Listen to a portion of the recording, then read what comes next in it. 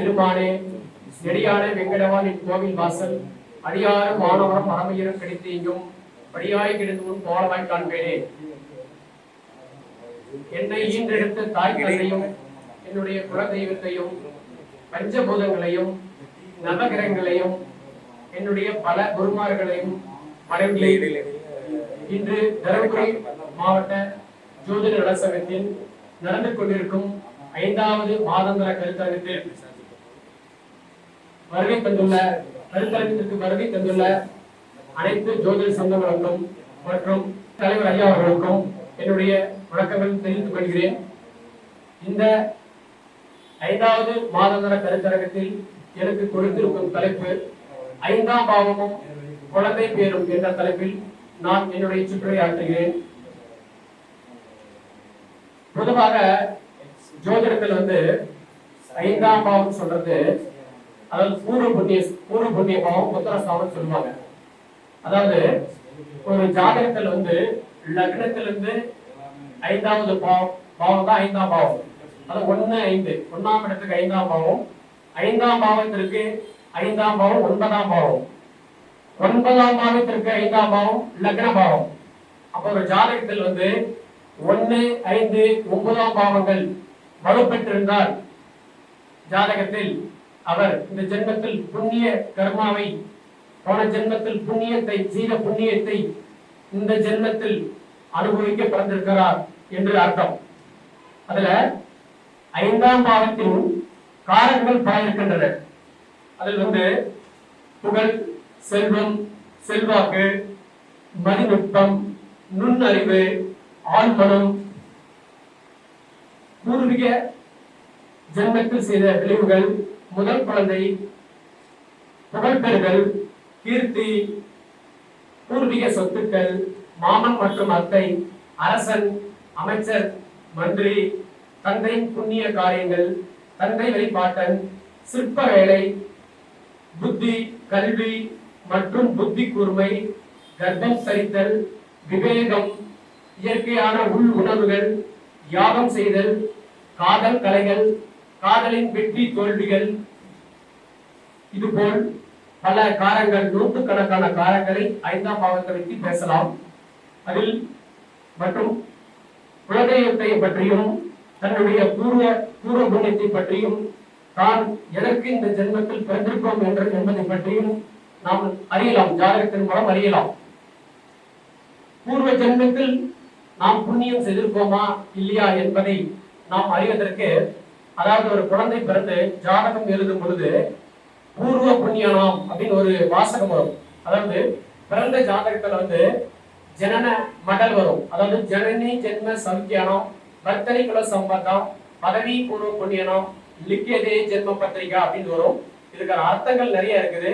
இன்னைக்கு நான் எடுத்துக்கொண்ட டாபிக் பூர்வ புண்ணியனம் அப்படின்ற டாபிக் மட்டும் பேசலாம். அப்படி பூர்வ புண்ணியனம் அப்படின்னு சொல்லி பார்க்கும்போது நாம பூர்வ ஜென்மத்தில் புண்ணியம் செய்திருக்கோமா அப்படி என்று பார்க்கணும். அப்படின்னா என்றால் அவர் இந்த ஜென்மத்தில் மிகப்பெரிய உயர் பதவியை அடைவார் என்ற பாக்கியத்தை ஏற்படுத்தி கொடுக்கும்.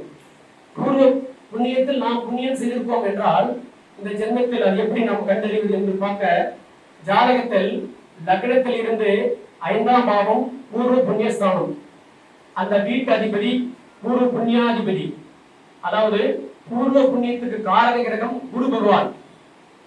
ஒரு ஜாதகத்தில் 5ஆம் பாவம் 5ஆம் அதிபதி பூர்வ புண்ணிய காரகன் குரு பகவான், இவர் மூவர்களும் வலுப்பெற்றிருந்தால், ஆட்சி உச்சம் பெற்று சிறப்பாக வலுப்பெற்றிருந்தால் இந்த ஜாதகர் இந்த ஜென்மத்தில் பூர்வீகத்தில் செய்த புண்ணியத்தை அனுபவிக்க இந்த மண்ணுலகில் பிறந்திருக்கிறார் என்று கருத்து. ஒரு ஜாதகத்தில் 5ஆம் இடமும் 5ஆம் அதிபதியும் குருவும் பலம் பெற்றிருந்தால் உயர் பதவி வகிக்கும் யோகம் நிச்சயம் ஜாதகத்தை ஏற்படுத்தி கொடுக்கும். நாம் இன்று செய்கின்ற புண்ணிய செயல்கள் மறுபிறவியில் நமக்கு நன்மை தரும். ஒரு புண்ணியம், அதாவது இன்றே ஒரு புண்ணியம் செய்து நாளைக்கு அதுக்கான பலன்கள் கிடைக்குமா அப்படின்னா அது கிடைக்காது. ஏன் அப்படின்னா இன்னைக்கு ஒருத்தர் ஒரு புண்ணிய செயல் ஒரு அன்னதானம் பண்றாரு அப்படின்னா நாளைக்கு அடுத்த நாள் அவருக்கு ஒரு சோதனை வந்து விட்டது. நேற்று தான் நான் புண்ணியம் செய்தேன், இன்னைக்கு நான் சோதனை வந்துச்சு அப்படின்னு சொல்லி நினைப்பது தவறு. நாம் செய்யும் புண்ணியங்கள் அனைத்தும் ஆண்டவனின் வங்கி கணக்கில் கணக்கு வைக்கப்பட்டுள்ளது. நாம் செய்யும் இந்த ஜென்மத்தில் செய்யும் புண்ணிய அனைத்தும் அடுத்த பிறவியில் அந்த ஆண்டவனின் வங்கி கணக்கில் உள்ள வட்டியும் முதலுமாக நமக்கு சேர்ந்து கிடைக்கும் என்பது பூர்வ புண்ணியம் என்று அர்த்தம். இவருக்கு பூர்வ புண்ணியம் என்னும் 5ஆம் பாவம் நல்லெண்ணெயில் இருப்பது தனது வம்ச விருத்தி பெற எவ்வித தடையுமின்றி ஆண் வாரிசு ஆண் குழந்தை பாக்கியத்தை ஏற்படுத்தி கொடுக்கும். இதில் ஒரு சிறு விதிவிலக்கு உண்டு. தம்பதியர் கணவன் மனை இருவர் ஜாதகத்திலையும் 5ஆம் பாவமும் புத்திரஸ்தானம் சொல்லக்கூடிய 5ஆம் பாவமும் 5ஆம் அதிபதியும் குரு பகவானும் வலுப்பெற்று இருக்கும் பொழுதுதான் அந்த விஷயத்தை நன்றாக சிறப்பாக எடுத்துக் கொடுக்கும். பூர்வ புண்ணியம் ஒரு ஜாதகத்தில் வந்து பூர்வ புண்ணியம் நல்ல நிலையில் இருந்து அந்த ஜாதகர் தனது பூர்வீகத்தை விட்டு வெளியே சென்று வெளியூர் வெளிநாடுகளில் வாழ்கிறார் என்றால் அவருக்கு அந்த பூர்வ புண்ணிய பலன்கள் கிடைப்பதில் தடை ஏற்படுகின்றன. பூர்வ புண்ணியங்கள் வந்து குழந்தை பாக்கியம் முன்னேற்ற வளர்ச்சி என்பது அது தடை ஏற்படுகின்றன. அதனால வந்து ஒரு புண்ணியம் செய்திருக்கிறார் என்றால் அந்த அவர் ஜாதகத்தில் பூர்வ புண்ணியம் வலுப்பெற்று இருந்தால் அந்த ஜாதகர் பூர்வீகத்தில் இருக்கும் பொழுதுதான் அந்த பலனை அனுபவிக்கப்படுகின்றன. இதுபோல் பூர்வ புண்ணியம் பற்றி நிறைய விஷயங்கள் மேலும் மேலும் பேசிக்கொண்டே நிறைய போகலாம். இதில் ஒருவருக்கு 5ஆம் அதிபதிக்கு ஒரு சில பரிகாரங்கள் கொடுக்கலாம். அதாவது 5ஆம் அதிபதி இப்ப சொல்லிங்கிற விஷயம் அனைத்துமே வந்து 5ஆம் அவதி பாதிக்கப்பட்டதுன்னு வச்சுக்கோங்க. ஜாதகத்தை வந்து கெட்டு போயிருக்காரு, ஒரு நீச்சமா இருக்கிறாரு, ஒரு அஸ்தமனம் ஆகியிருக்கிறாரு, ஒரு திதிசினிய வீட்டில் இருக்காரு அப்படின்னா அவருக்கு அந்த பலன்கள் எல்லாம் பாதிக்கப்படும். அப்ப அப்படின்னு பார்க்கும்போது அதுக்கு ஒரு சில சிறிய பரிகாரங்கள் பார்க்கலாம். 5ஆம் அதிபதி நீர் ராசியில் இருந்துச்சு அப்படின்னா அவர் வந்து செய்ய வேண்டிய பரிகாரங்கள் புண்ணிய நதிகளில் நீராடுதல் சிறப்பு, குலதெய்வத்திற்கு அபிஷேகம் செய்வது சிறப்பு, கோயில்களுக்கு வந்து பன்னீர், இளநீர், தேன் மற்றும் கரும்புச்சாறு போன்ற அபிஷேக பொருட்கள் கொடுப்பது சிறப்பு, தண்ணீர் தானம் செய்வது, பொது மக்களுக்கு வந்து நீர்போர் தானம் செய்வது, பந்தல் அமைத்து கொடுப்பது, தண்ணீர் பந்தல் அமைத்து கொடுப்பது, குலதெய்வம் கோயிலுக்கு வந்து நீர் வசதி ஏற்படுத்தி கொடுத்தல். இந்த மாதிரி புண்ணிய காரியங்கள் செய்யும் பொழுது நம்முடைய புண்ணிய கணக்கில் பாவங்கள் அதிகமாக இருக்கும் பொழுது இந்த புண்ணியம் செய்யும் பொழுது அந்த கணக்கு பாவ கணக்கு என்பது குறைகின்றன, நற்பலனை ஏற்படுத்தி கொடுக்கும். இந்த மாதிரி பல பரிகாரங்கள் செய்யும் பொழுது 5ஆம் அதிபதி நில ராசியில் இருந்தால் புண்ணிய யாத்திரை போவது நல்லது. குலதெய்வம் கோயிலுக்கு நிலம் வாங்கி கொடுத்தல், அது பொதுவாக எந்த கோயில் கண்களும் பூமி தானம் கொடுக்கிறது ரொம்ப சிறப்பு, அல்லது வாங்கி கொடுக்கிறது ரொம்ப சிறப்பு. அங்க பிரதட்சணை வர்றது, அடிப்பிரதட்சணை வர்றது, ஆன்மீக புத்தகம் படிக்கிறது, இந்த மாதிரி பரிகாரங்கள் வந்து 5ஆம் அதிபதி நிலராசியில் இருக்கும் பொழுது நம்ம செய்யும் பொழுது நம்மளுக்கு புண்ணிய காரியங்கள் கெடுதலான அமைப்புகள் மைனஸ் ஆகி பிளஸ் பண்ணி கொடுக்கும். அந்த மாதிரி பலன்கள் அதிகமாக ஏற்படுத்தி கொடுக்கும்.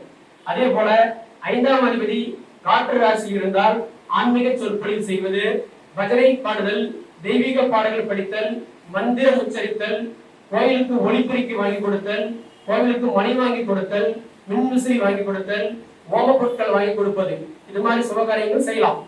5ஆம் அதிபதி நெருப்பு ராசியில் இருக்கும் பொழுது கோயில்களுக்கு யாக காரியம் செய்து கொடுத்தல், கோயில்களுக்கு விளக்கேற்றும் தீப எண்ணெய் கொடுத்தல், நெய் தானம் கொடுத்தல், மின்விசிறி வாங்கி கொடுத்தல், தீச்சட்டி எடுக்கிறாங்க, கிராமங்களில் தீச்சட்டி எடுக்கிறாங்க. இந்த மாதிரி பரிகாரங்கள் செய்யும் பொழுது நாம் போன ஜென்மத்தில் செய்த பாவ கணக்கில் இருக்கும் புண்ணியங்கள் குறைஞ்சி கெட்ட பலன்கள் நீங்கி நற்பலன்களை ஏற்படுத்தி கொடுக்கும். அதே போல இப்ப பூர்வ புண்ணியம் 5ஆம் பாவத்துல வந்து பூர்வ புண்ணியம் பாத்துங்க, பிளஸ் 5ஆம் பாவத்துல புத்திரஸ்தானமும் ஒண்ணு இருக்குது. அந்த புத்திரஸ்தான வழிகளுக்கு சில விதிகள் பார்க்கலாம். புத்திரஸ்தானம் எப்படி வேலை செய்கின்றன அப்படின்னு சொல்லி பார்க்கலாம். 5ஆம் பாவம் புத்திரஸ்தானம் சொல்றாங்க. புத்திரஸ்தானம் பற்றி ஒரு சிறிது விளக்கம். ஒரு ஜாதகத்தில் வந்து 5ஆம் இடம் 5ஆம் பாவாதிபதி குரு பகவான் வலுப்பெற்றிருந்தால் மற்றும் வலுப்பெற்றிருப்பது சிறப்பு. குழந்தைகளுக்கான ராசிகள், அதாவது சந்திரன் என்ற ராசி மற்றும் கடகம் ராசி, காலபுருஷனுக்கு 5வது வீடு சூரியனோட வீடு சிம்ம ராசி, சந்திரன் என்ற ராசி, கடக ராசி, காலபுருஷனுக்கு 5வது ராசி சிம்ம ராசி. இவர்கள் மூவரும் வலுப்பெற்றிருந்தால் நல்ல குழந்தை பேரு கிடைக்கும். மூவரும் பாதிக்கப்பட்டிருந்தால் புத்திரதாசம் என்பது உறுதி.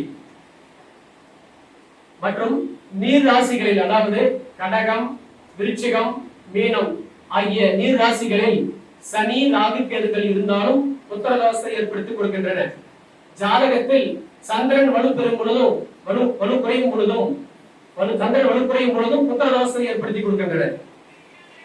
மற்றும் சந்திரன் நீச்சம் பெற்று திதிசூனிய வீட்டில் இருப்பதும் சந்திரன் ராகு கேதுவுடன் நெருங்கி நிற்பதும் புத்திரதோஷத்தை ஏற்படுத்தி கொடுக்கின்றன.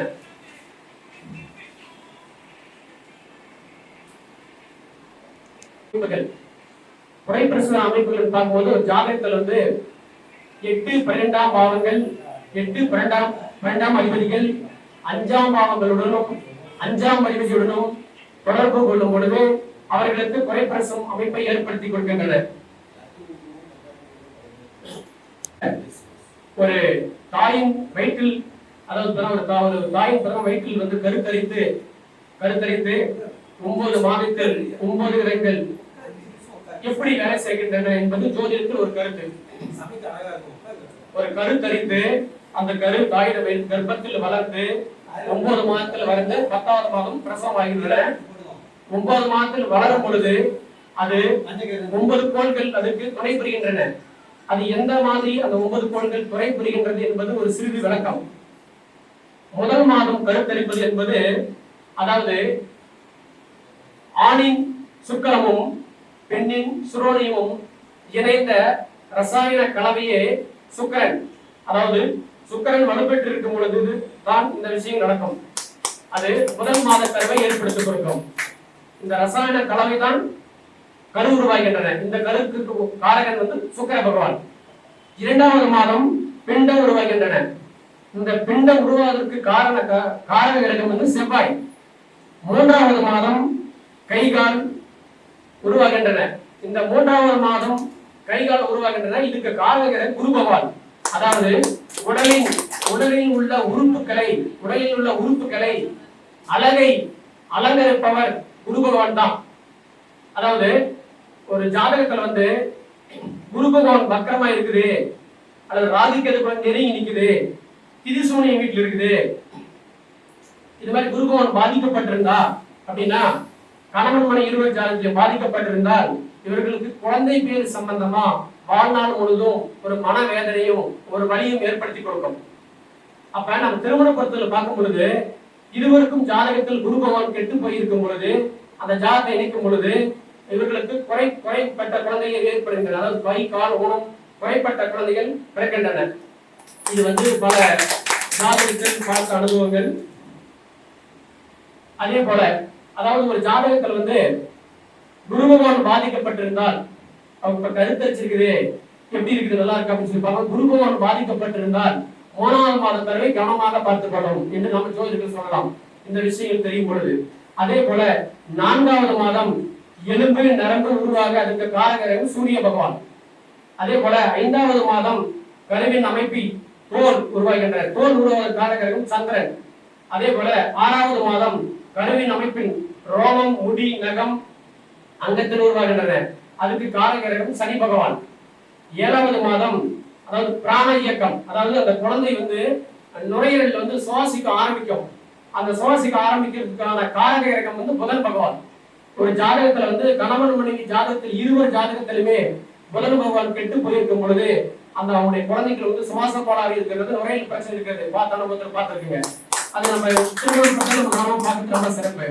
அதே மாதிரி 8ஆம் பாவம் கரு 8வது மாதம் கரு வளர்ச்சிக்கு காரகிரகம் லக்னாதிபதி. அப்ப லக்னாதிபதி எப்படி சொல்றது அப்படின்னா, லக்னாதிபதி ஒரு குழந்தை பிறந்ததுக்கு பிறகு லக்னாதிபதி எந்த நிலையில் இருக்காரதை பொறுத்து 8வது மாதம் தீர்மானிக்கின்றது. 9வது மாதம் கரு வளர்ச்சி காரகிரகம் மீண்டும் சுக்கரனே வராது. இது போல 9 மாதங்களும் 9 கோள்கள் பங்கேற்று ஒரு தாயின் வயிற்றுள்ள குழந்தையை வளர்க்கின்றன. இதுதான் ஜோதிட விதிகள். இதில் ராகு கேதுகளுக்கு அந்த இடத்தில் வேலை இல்லை. ராகு கேதுகள் பாத்தீங்கன்னா குழந்தை பிறந்து வளரும் பொழுது அந்த நிலையை வைத்து சொல்லப்படுகின்றன. இதற்கு தலை உருவாக காரகிரகம் செவ்வாய், முகம் உருவாக காரகிரகம் சுக்கிரன், கழுத்து உருவாக காரகிரகம் புதன், தோல் உருவாக காரகிரகம் சந்திரன், மார்பகம் உருவாக காரகிரகம் சூரியன், வயிறு பகுதி உருவாக காரகிரகம் குரு, தொடை உருவாகும் காரகிரகம் சனி பகவான், எலும்பு உருவாக காரகிரகம் ராகு மற்றும் ராகு, எலும்பு மூட்டு எலும்புகள் எல்லாம் ராகு பகவான், பாதம் உருவாத காரகிரகம் கேது பகவான். எனவே இதுபோல் 9 கோள்கள் துணை புரிந்து ஒரு குழந்தை பிறப்பதற்கு காரகனாக வேலை செய்கின்றன. இதில் எந்த கிரகம் ஜாதகத்தில் பாதித்து அந்த கிரகம் பாதிப்பு உள்ளதோ அந்த கிரகம் சம்பந்தப்பட்ட பாதிப்பு அந்த குழந்தை உடலில் பாதிக்கப்படுகின்றன. இதுதான் ஜோதிட கருத்து. மேலும் ஒரு ஜாதகத்தில் லக்னத்திற்கு 5ஆம் அதிபதி பிளஸ் 5ஆம் பாவம், 5ஆம் அதிபதி 6-8 படிந்து இருப்பது, 5ஆம் அதிபதி விதிசூனியாவது குழந்தை பாக்கியத்தை ஏற்படுத்த தாமதப்படுத்தும். ஒரு ஜாதகத்தில் குரு பகவான் ராகு சாரத்தில் இருக்கும் போதும் அந்த குழந்தைக்கு ஊனங்கள் மாதிரி பாதிப்பு ஏற்படுகின்றன. லக்னத்திற்கு 5ஆம் பாவாதிபதி பிளஸ் குரு பகவான் இந்த கிரகங்கள் பாதிக்கப்பட்ட நிலையில் இருக்கும் பொழுது, கணவன் மணி இருவருமே ஜாதகத்தில் பாதிக்கப்பட்டிருக்கும் பொழுது இவருக்கு பித்தளைகள் சம்பந்தப்பட்ட பிரச்சனைகள் ஏற்படுகின்றன. இவர்கள் அதாவது குழந்தை பேர் சில காலம் திருமணம் நடந்து பல காலமாக குழந்தை இல்லாமல் இருக்கிறார்கள். இவர்கள் அவங்க ஜாதகத்தில் இருவர் ஜாதகத்திலுமே பாதிக்கப்பட்ட நிலையில் இருப்பதால் இவர்கள் தத்து குழந்தையாகவும் பெற்றுக் கொள்வது அல்லது டெஸ்ட் பேபி மூலம் குழந்தை பெற்றுக் கொள்வது நல்ல பலனை கொடுக்கும். அதாவது நம்மளுக்கு 5ஆம் பாவம் கெட்டு போயிருந்தால் பூர்வ புண்ணியத்தில் செய்த விளைவுகளினால் இந்த ஜென்மத்தில் நம்மளுக்கு அந்த மாதிரி பிரச்சனை ஏற்படுத்தப்படுகின்றன. அதனால் இந்த ஜென்மத்தில் அந்த பூர்வ புண்ணிய பலனை அனுபவிப்பதற்காக டெஸ்ட் பேபியோ தத்து குழந்தையை விட்டு வளர்த்து அதனுடைய கர்மாவை நம்ம கழித்துக் கொள்வது அடுத்த ஜென்மத்தில் சிறப்பாக இருக்கும் என்று சொல்லலாம். குழந்தை பாக்கியம் எப்போது கிடைக்கும் அப்படின்னு சொல்லி ஒரு கேள்வி இருக்கு. ஜாதகம் பார்க்கும்போது கல்யாணம் 2 வருஷம் ஆயிடுச்சு, 5 வருஷம் ஆயிடுச்சு, எப்போ உங்களுக்கு குழந்தை பிறகுது அப்படின்னு சொல்லி கேட்கிறாங்க. அப்படி கேட்கும்போது நம்ம ஜோதிடர்கள் அந்த ஜாதகத்துல 5ஆம் பாவம், 5ஆம் பாவாதிபதி தசா புத்தி, 5ஆம் பாவத்தில் உள்ள கிரகத்தின் தசா புத்தி, 5ஆம் பாவாதிபதி 5ஆம் பாவத்தை பார்க்கின்ற கிரக தசா புத்தி, 5ஆம் பாவாதிபதி கிரகத்தில் ஏறிய சார கிரகத்தின் தசா புத்தி, இந்த கிரகங்கள் தசா புத்திகளில் கோச்சாரத்தில் குரு சனி ராகு தொடர்பு கொள்ளும் காலம் கட்டாயம் அவங்களுக்கு குழந்தை பாக்கியத்தை ஏற்படுத்தி கொடுக்கும். இது போல இன்னும் பல ஜோதிட விஷயங்கள் நம்ம தருமபுரி சங்கத்தின் சார்பாக வரும் காலங்களில் பேசலாம் என்று கூறி இவ்வளவு நேரம் என்னுடைய பேச்சு கேட்டு அமர்ந்த அனைத்து ஜோதிட சொந்தங்களுக்கும் என்னுடைய பணிவான வணக்கங்களை நன்றி தெரிவித்துக் கொண்டு என்னுடைய பேச்சு முடிச்சுக்கிறேன். நன்றி, வணக்கம்.